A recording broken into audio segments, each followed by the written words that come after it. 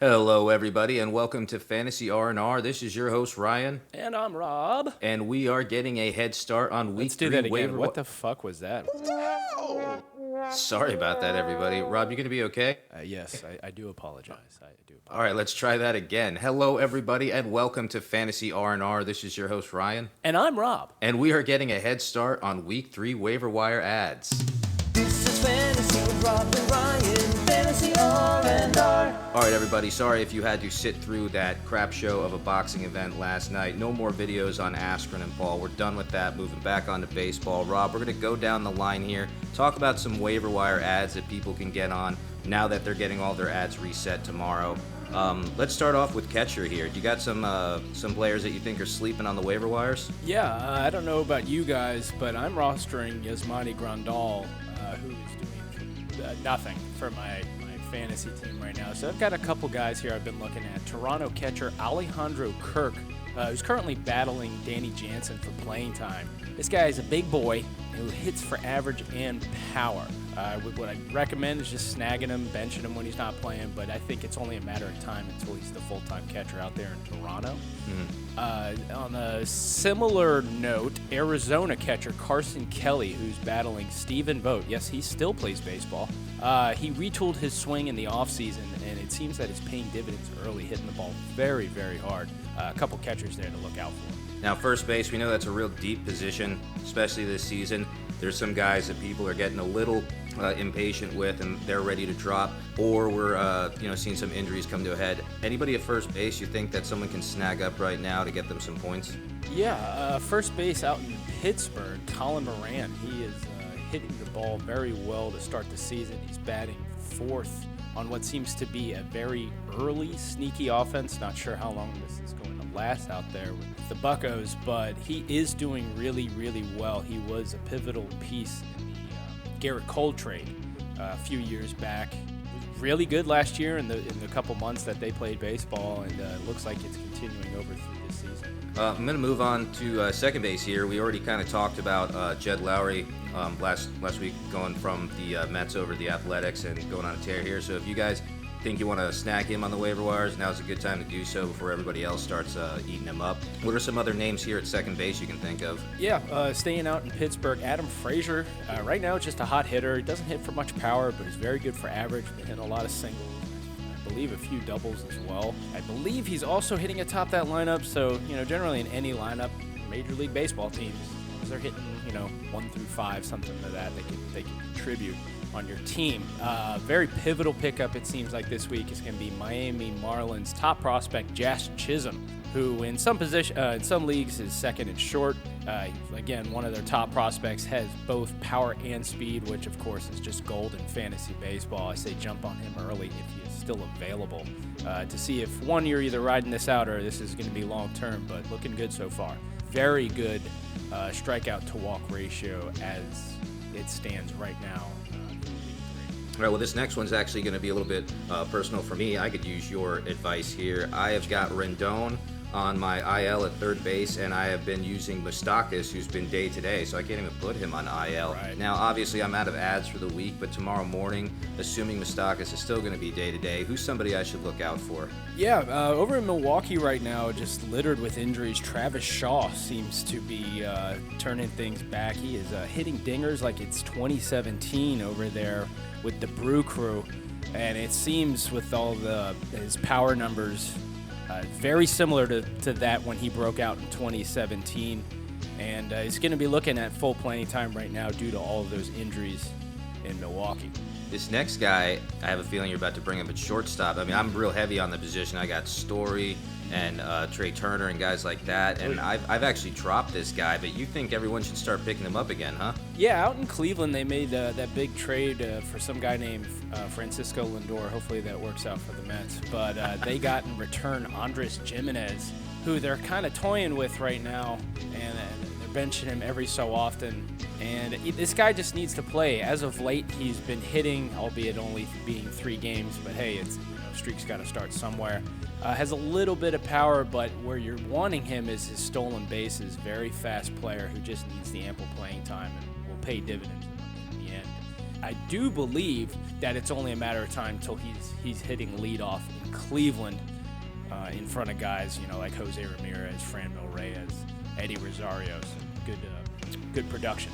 All right, well, sorry to all you guys out there with the Buxton Bomber. He's been a little banged up with a hamstring strain. I think some people were under the impression he had an illness, which isn't the case right now as he's day-to-day. They might be putting him on the IL. We're not sure yet.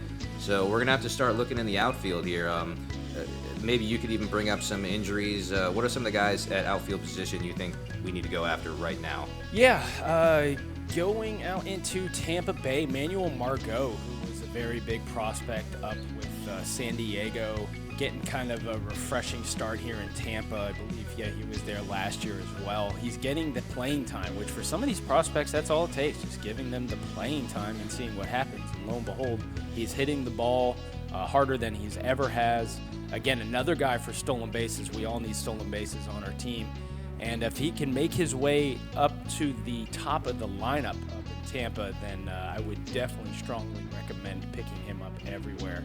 In a lot of leagues, if you're playing left field, center field, and right field leagues, he is available in all three, which is always great. Do recommend looking to see if he is available. Either watch him right now, maybe just snag him, put him on your bench. Either way, look out for Manuel Margot. Going out into Milwaukee again due to injuries, Avisail Garcia, who we talked about last podcast.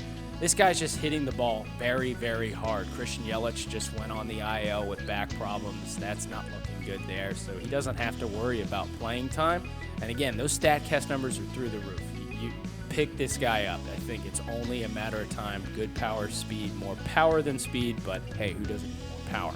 Out in Los Angeles, the Los Angeles Dodgers have struck gold yet again with some six-rounder, I believe, Zach McKinstry. Guys just hitting the ball. And guess what? Their lineup is really, really good out in LA. With that being said, maybe it's a hot streak, maybe it's long-term, who knows? Go pick him up. And some might say, go Doyers. Real quick, a bonus one since we just glossed over three outfilders looking into not too distant future. Jared Kelenic. It's only a matter of time. The Seattle Mariners, super prospect they got from the Mets. Their outfield is just atrocious right now, and it's only a matter of time until this guy's leading off. They said this guy is comparable to Christian Yelich, has a very, very polished bat. He's going to hit for average, has plenty of power, has plenty of speed. Get this guy quick. Could be a league winner. You heard it here first on Fantasy R&R. Let's move on to the starting pitchers here. I mean, due to James Paxton and Strasburg going on IL right now, we're probably going to see some people using their ads tomorrow on pitchers. Who you got for us? Yeah, and as a matter of fact, I can hear what seems to be an ambulance behind you. I wonder if they're taking Strasburg to the hospital because he just hit the IL today. Lo and behold, people. It's yet another season with Strasburg on the IL. James Paxton's getting Tommy John. What are you going to do? Well, here we are talking yet again about the Pittsburgh Pirates. I guess I'm just a Buccos fan. This is my pitcher to add everywhere. Watch this guy pitched against Milwaukee. JT Brubaker is the 26-year-old who has some nasty, nasty stuff. He has a slide piece that is just falling off the table, and people are falling for it left and right, no pun intended. I strongly recommend. Yes, is Pittsburgh long-term going to be that great this year? Who knows? They are right now. But, hey, good pitching is good pitching. Everybody needs pitchers. JT Brubaker. Snag this guy. Over in Texas, the Rangers have a guy by the name of Dane Dunning. Name might sound familiar. He was part of the Lance Lynn deal with the White Sox in the offseason. This was one of Chicago's top prospects. Dane Dunning is looking really, really good. 3 starts this season. Again, another offense that just looks really kind of wishy-wash, but it's a pitcher. It's a starting pitcher. Grab him. Out in San Francisco, we're going West Coast. The Giants have a guy by the name of Anthony Desclafani that came out really strange. Came over from the Cincinnati Reds' new home. Same pitcher. Great start to this season. I don't think he's getting enough recognition. Looks to be a very sneaky pickup. And San Francisco is just not getting attention because it's kind of a boring offense. But really good pitcher's park to pitch in, and Anthony Desclafani might have just found himself a new home. All right, yeah, so that's great for starting pitchers. What about the bullpen? Maybe somebody needs some relief work. Anyone you can recommend? Yeah, absolutely. What looks to be in Oakland's bullpen, a lot of arms in there, but it seems as if Lou Trivino is coming out on top as the closer out in Oakland. I see him rostered in about 50%, which is insane, especially for a lot of leagues that just do saves, not just saves and holds. Jake Diekman looks like he's setting him up in the 8th. That's who a lot of people were thinking were going to close out in Oakland once Trevor Rosenthal went down for the season with arm or shoulder surgery. Lou Trivino's the guy to own. Great arsenal, 4 pitches. Looks to be the guy, so why not either, again, ride it out, see what happens, or again, this could be a guy with Oakland now surging.